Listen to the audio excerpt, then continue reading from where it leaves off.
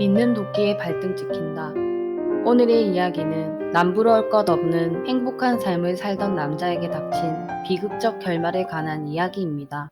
마이클은 1969년 플로리다에서 태어났습니다. 우등생이었던 그는 고등학교 졸업 후 플로리다 주립대학교에서 도시계획을 전공했고 월등한 성적으로 졸업을 앞두고 부동산 감정사로 취직하게 됩니다. 이때 마이클은 데니스를 만나 사랑에 빠졌습니다. 마이클은 우수한 업무 성과로 직장에서 능력을 인정받는 사람이었습니다. 그의 연봉은 2억 원 정도였고 안정된 수입을 갖게 된 마이클은 변함없이 사랑을 이어오던 데니스와 1994년에 결혼식을 올립니다. 부부는 고급 주택에서 부족함 없이 생활하며 행복했습니다. 이때 마이클에겐 특별한 취미가 하나 있었는데 그건 오리 사냥이었습니다. 때론 친구와 함께 하기도 하고 때론 혼자서 나가기도 했습니다. 그리고 결혼 생활 5년 만인 1999년에는 사랑스러운 딸 앤슬리를 출산하였습니다. 2000년 12월 16일 토요일 새벽 플로리다주 텔러에시 세미널 호수로 마이클은 혼자 오리 사냥을 떠났습니다. 데니스에겐 정오까지 돌아오겠다 했지만 집으로 돌아오지 않았고 연락이 닿지 않았습니다. 그날은 부부의 결혼기념일이었기에 마이클이 돌아오며 하와이로 휴가를 떠날 예정이었습니다. 불안해진 데니스는 친구 몇 명에게 전화를 걸어 마이클을 찾아달라고 도움을 요청했습니다. 많은 사람들이 호수에서 마이클을 찾았고 가장 친한 친구인 브라이언도 소식을 듣고는 아버지와 함께 호수로 나갔습니다. 브라이언은 마이클이 항상 가는 지역을 알고 있었으므로 그곳에서 찾아보기로 합니다. 도착한 그들은 호수 주변에서 마이클의 차량을 발견하였습니다. 보트도 근처에 있을 것으로 판단하고 마이클을 찾아보았지만 보이지 않았고 걱정이 되기 시작한 그들은 경찰에 실종 신고를 합니다. 구조팀은 헬기를 동원해 수색을 하였으나 곧 폭풍이 몰아쳤고 시야가 나빠져 수색이 일시적으로 중단되었습니다. 밤 9시가 되어서야 날씨가 진정되었고 다시 수색을 이어갔으나 마이클은 발견되지 않았습니다.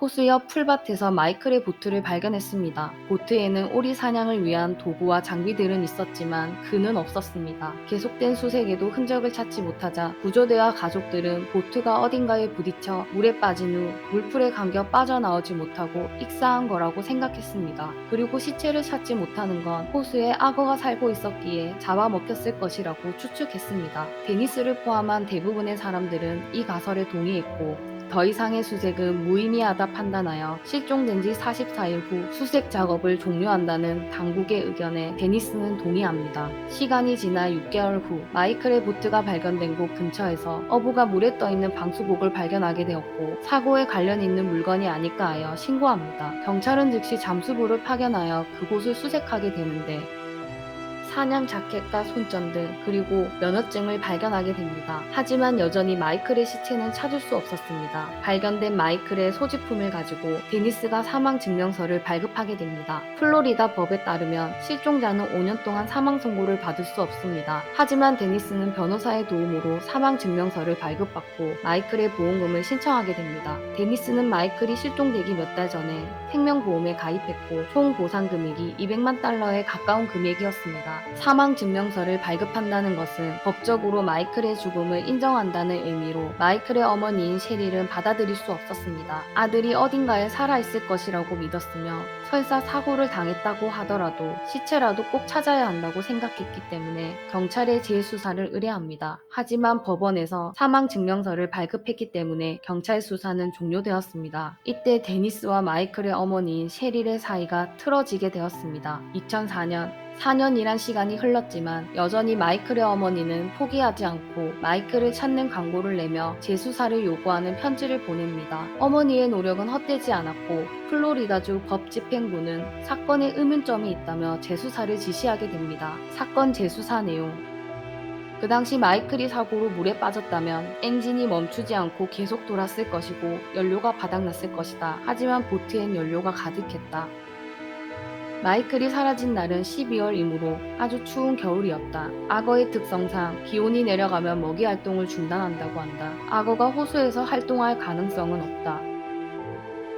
호수에서 발견된 마이클의 사냥 자켓은 손상이 없었다. 만약 악어가 공격했다면 자켓에 흔적이 있었을 것이다. 마이클의 물건이 발견된 곳에 수질 검사를 했지만 유해 흔적이 없다. 당시에 이 사건은 실종사고로 분류되어 현장에 있던 모든 물건을 유족에게 돌려주어 어떤 증거도 남아있지 않았습니다. 사건에 대한 의문점이 있었지만 그것을 증명할 만한 증거가 부족해 수사는 또다시 종료되었습니다. 하지만 마이클의 어머니 셰릴은 포기하지 않았습니다. 아들이 돌아올 수 있게 도와달라며 사람들에게 호소했습니다. 2008년, 8년이라는 시간이 흘렀고 플로리다주 보험 사기 방지센터에서 마이클의 사건을 재검토하던 중 수상한 점을 발견합니다. 데니스가 남편의 사망 증명서를 빨리 발급해달라고 청원한 적이 있었으며 마이클이 실종된 지 3년 만에 재혼을 하게 되는데 그 대상이 마이클의 친구 브라이언이었습니다. 마이클이 사라지기 전 가입한 보험의 담당 설계사가 브라이언이었다는 사실도 알게 됩니다. 즉시 이 사실을 경찰에 알렸고 유력한 용의자로 지목하고 수사하지만 증거가 부족해 기소할 수 없었습니다. 2016년 8월 5일 금요일 마이클이 사라진 지 16년이 지났고 데니스와 브라이언은 2015년에 이혼을 하였습니다. 데니스가 평소처럼 회사에 출근하려고 차에 탔을 때 뒷좌석에 몰래 타고 있던 전남편 브라이언이 그녀에게 총을 겨누며 같이 삶을 끝내자며 위협을 했지만 데니스는 자신을 풀어준다면 경찰에 신고하지 않겠다고 설득하였고 브라이언은 그녀를 풀어주고 떠났지만 데니스는 브라이언을 경찰에 신고하였습니다. 그렇게 브라이언은 납치 혐의로 체포되었습니다. 그가 체포된 후 데니스는 법정에서 눈물을 흘리며 브라이언을 평생 감옥에 가둬달라고 호소하였습니다. 이 모습을 지켜보던 브라이언은 엄청난 비밀을 폭로하기 시작합니다. 자신이 마이클을 살해했고 그 배후에는 데니스가 있었다고 말했습니다. 브라이언과 데니스는 1997년부터 불륜을 저지르고 있었습니다. 그들의 사랑이 깊어지면서 자신들이 함께할 수 있는 방법을 고민하기 시작했습니다.